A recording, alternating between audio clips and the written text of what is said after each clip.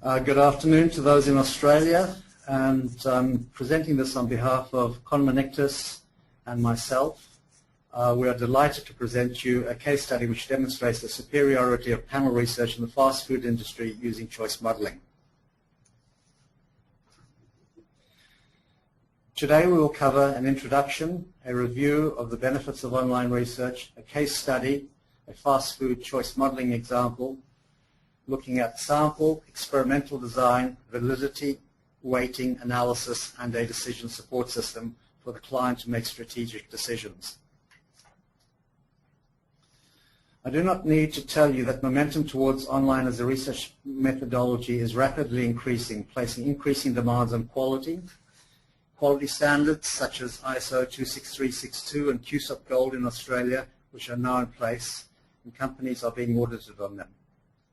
Good online research opens doors in research that were previously not thought possible, replicating real-world scenarios.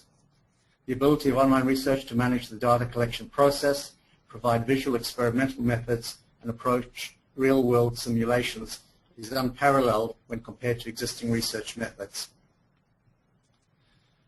Our case study illustrates many of the benefits of using online research. The case study deals exclusively with a fast foods competitor in Australia that has nationwide representative. Our presentation is based on a 2006 survey first presented at SMR and also published in Research World. Due to the intricate nature of the menu offering, the client wanted to understand the impact of incremental change to one or more items on the entire menu. In specific terms, the client wanted to understand how to optimize its meal offering in terms of what to change for each item on the menu, how to group menu items, how preferences change from one dining occasion to another, and how to simulate various price and profit combinations and how that would impact the existing customer base. One of the immediate benefits of using online methods in Australia is the high penetration of over 80%. Online research is not limited by geography because respondents just simply need to access the internet anywhere and they can immediately participate in online surveys. One of the great aspects of using online research is the ability to present choice experiments in a way that makes it very easy for respondents to evaluate one set of alternatives to another. For instance, in this illustration of a choice experiment, there are 3 alternatives to choose from. Each alternative has 3 attributes and each attribute has 3 levels. We can easily imagine how, as a respondent is presented with multiple versions of these alternatives, evaluating their preferences would be much easier when compared to telephone or paper-based methods. When it comes to presenting a visual data collection medium, online research methods have the leading edge. In particular, choice experiments are made easier for a respondent to engage in by enabling the information presented in the choice task to be preceded or processed with a minimal effort when compared to telephone and paper-based data collection methods. In addition to the ease with which to present experimental stimuli, the data quality controls of online research remove human error by automatically preparing the data for real-time analysis. Previous research reveals that there are inherent panel membership biases in panel data aggregation that, if left unchecked, result in biased estimates. These biases can result from clear and significant differences in demographics as well as behaviors and attitudes. In addition, the degree of multiple panel membership can also be weighted to correct for bias using a non-parametric weighting approach. The case study we present to you today will, with permission from our client, use a sample that was drawn from a panel comprising in excess of 400,000 subscribers. In order to quota fill our requirements, a strata management algorithm ensured that cell quotas were filled at a constant rate, thereby eliminating quota fulfillment bias. As market data was readily available from the client's database for us to ensure that estimates were calibrated to real market prices and market share proportions, respondents were screened for their most recent interaction with our client on recent purchase, meal occasion, demographics, in-restaurant purchase, and drive-through purchase. To this day, it is alarming to note that there are practitioners still using randomly generated designs. Among other things, optimally efficient discrete choice experimental designs are aimed at reducing the standard errors in our model estimates while maintaining level balance and maximally opposed levels all at the same time. All choice models should be premised on a systematically generated, optimally efficient fractional factorial design. In order to provide the client estimates that were close to real market, we included the last meal the respondent purchased. This information was then matched back to the client's database for time and location verification of pricing. Each choice task presented the respondent with the last meal price most likely to be correct as a reference point for the choice at hand. Here is an example of a choice task. Note that the price most likely paid based on the last purchase is the first piece of information the respondent notices. From there, the respondent is asked to make a choice as to what option they most prefer. This approach, we feel, brings realism to the choice experiment by enabling the respondent to associate the task to what they did last time at the client outlet.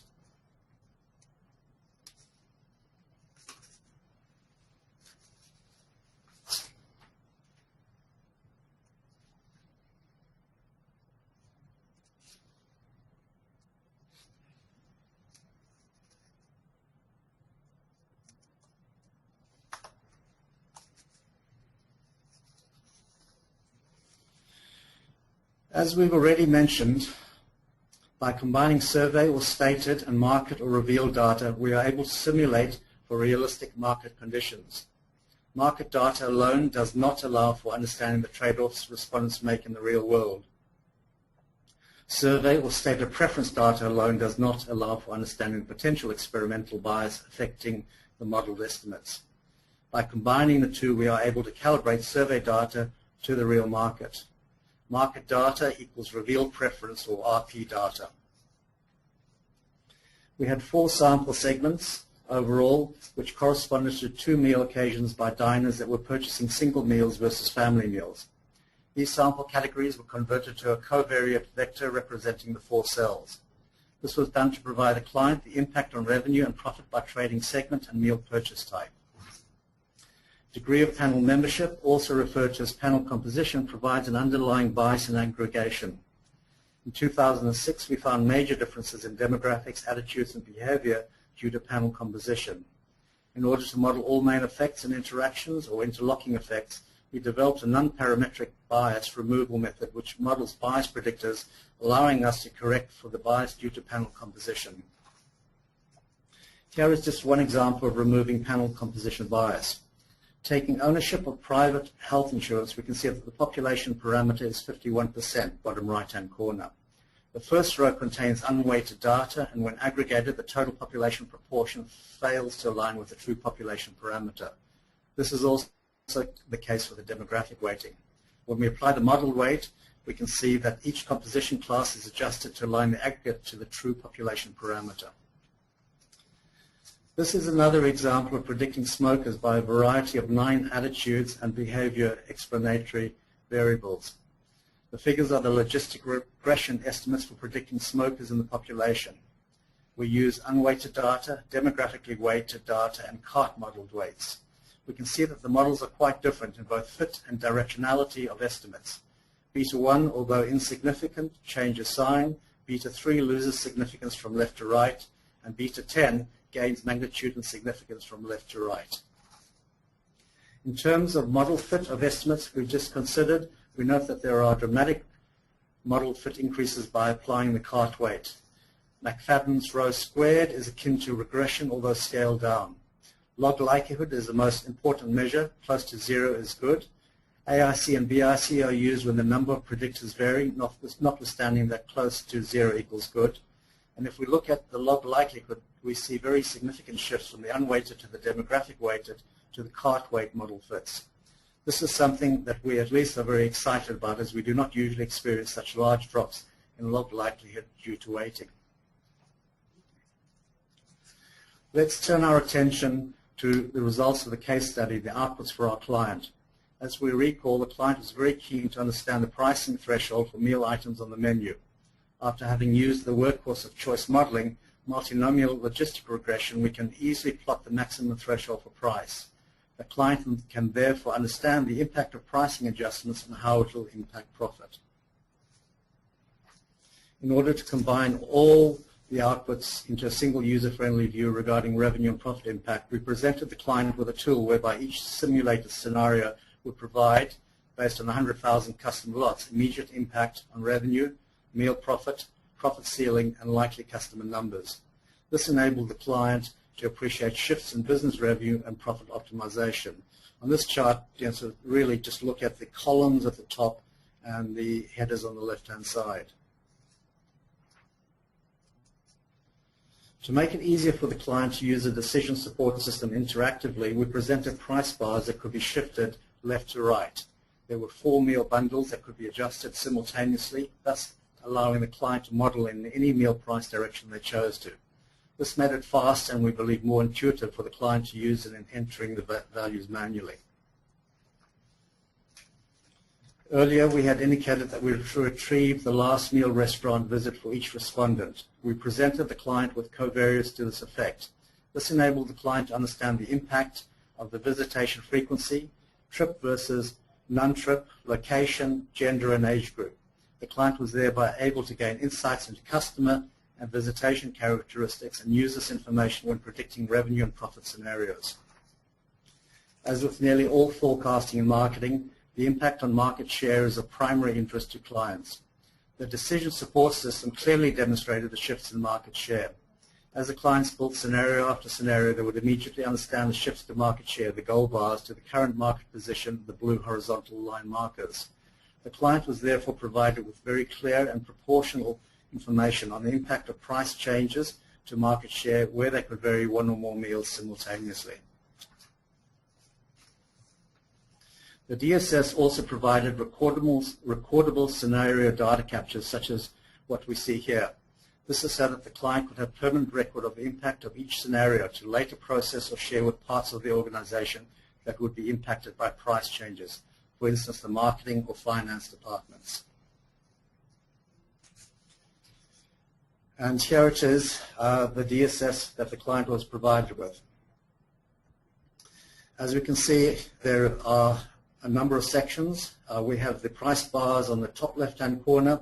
We have the variations on whether they visited the restaurant, purchased on a trip, purchased in the restaurant, or gender, middle left-hand side, and we also have the age groups on the bottom left-hand side. We've got the impact that will change as we move the pricing. On the top right-hand side, we've got the bars. In the middle right-hand side, we've actually got the market share of all 4 scenarios, and bottom right-hand side, you'll see that we can see the number of units out of 100,000 that are sold, given the current scenario, the revenue that each is responsible for, second column on the bottom right, and the profit that each of those generates.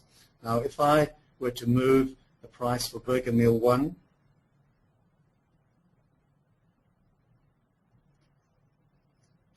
just looking at doing that, to a higher price, you can see that that is going to result in a slightly lower percentage. If we kept an eye on the percentage there, Burger Meal 1, the green arrows show that that lower percentage has given gains to Burger Meal 2, 3, 4, and people who will not visit. If I then move the price of Burger Meal 1 down, remember at the moment it sits there at 19.91%, middle right-hand side, and also 358,000 profit. I'm going to move the price bar down, and you can see that by moving it down, I've ended up with a much higher percentage of the market, 26.46, middle right-hand side, and 441,000 profit, top bar on the right-hand side. We could play for a long time on this, but I'm going to move on.